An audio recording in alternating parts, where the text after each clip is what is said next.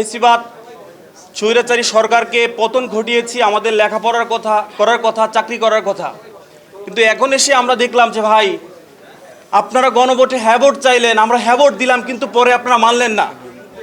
এটা তো ডিরেক্ট আমাদের সাথে, জনগণের সাথে আপনারা প্রতারণা করলেন। এই প্রতারণা তো আপনারা করতে পারেন না আমাদের সাথে।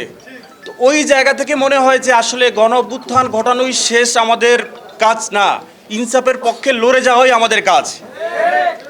নাহিদ ভাই এখানে নাই, আমার স্পষ্ট মনে পড়ছে যে ভাতের হোটেলে বসে সবাই প্যান্ট পরা, নাহিদ ভাই লুঙ্গি পরা কেন বলেন, মনে নাই আপনাদের? নাহিদ ভাই লুঙ্গি পরা ছিল, উপরে পেপারের দিয়ে পড়তে ছিল, মানে স্কিপ বানাইয়া পড়ানো হয়েছিল যে আন্দোলন আমরা মেনে নিছি। কিন্তু ওই দুর্বল স্কিপ তো ছাত্র জনতা বুঝতে পারছে। আমি যদি ভুল না করে থাকি, আসিফ ভাই পা দিয়ে ঠকঠক করেছে স্টুডেন্ট দ্য হেল্প। আমি যদি ভুল না করে থাকি, সার্জিস ভাইয়ের আঙ্গুল এরকম ছিল। সে সময় কিন্তু সবাই বলেছিল যে সার্জিস কিন্তু এটা বুঝাচ্ছে যে বন্দুকের সামনে রেখে আমাদেরকে পড়ানো হচ্ছে। কিন্তু এখন এই সার্জিস ভাই, আসিফ ভাই, নাহিদ ভাই গলা ফাটাইয়াও যদি বলে যে আপনারা কিন্তু জনগণের সাথে প্রতারণা করছেন, ওই সময় হাতের ইশারাই অনেক শক্তিশালী ছিল, কিন্তু এখন গলা ফাটাই বললেও তারা বিশ্বাস করতেছে না।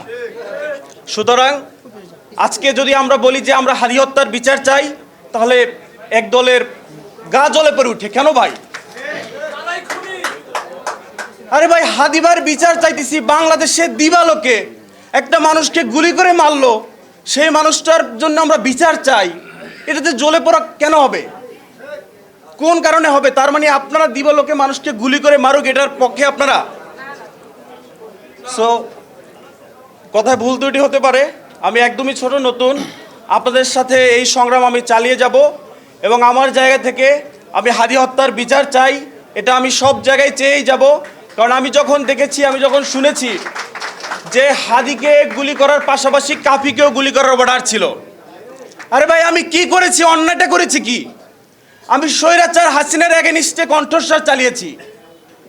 বরিশালের স্টুডেন্ট, বরিশাল বিশ্ববিদ্যালয়ের ছাত্র ভাইদের মনে থাকবে যে 12ই ফেব্রুয়ারি সন্ধ্যার পর চি চি হাসিনা লজ্জায় বাঁচিনা স্লোগান দিয়েছি। তখন থেকে পালায় থাকতে হয়েছে বনে জঙ্গলে। আর ভাই, স্বৈরাচারের এগেনিস্টে কথা বলেছি।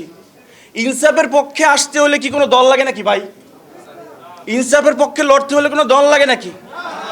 আমার কাছে মনে হয়, আমি যে এনসিপিতে যুক্ত হলাম, আমার কাছে মনে হচ্ছে না যে আমি কোনো পার্টি যুক্ত হলাম, কারণ আমি তো আগে থেকেই এনসিপি। মানুষ সত্যের পক্ষে কথা বলবে, তার অধিকার ফিরে পাবে, ইনসাফের পক্ষে লড়ে যাবে, হাদি হত্যার বিচার চাবে, এটা তো এনসিপি রিলেটেড। সো বেশি কথা বলবো না। আবার আমাদের উপর থেকে মানে হচ্ছে কথা না বলার একটা অভ্যাস। আরে ভাই, আপনি সরকার প্রধান, আপনি কথা না বললে কথা কে বলবে? আপনার কাজই তো কথা বলা। গণ অভ্যুত্থানের পর 5 বছরের একটা ছেলে, সে যদি ট্রাফিক আইন পালন করতে পারে, আপনি রাষ্ট্রপ্রধান হয়ে আপনি চুপ কেন? ইনসাফের বাংলাদেশে, তরুণদের বাংলাদেশে চুপ থাকা চলবে না। ইনকিলাব, ইনকিলাব, ইনকিলাব, ইনকিলাব, জিন্দাবাদ, জিন্দাবাদ।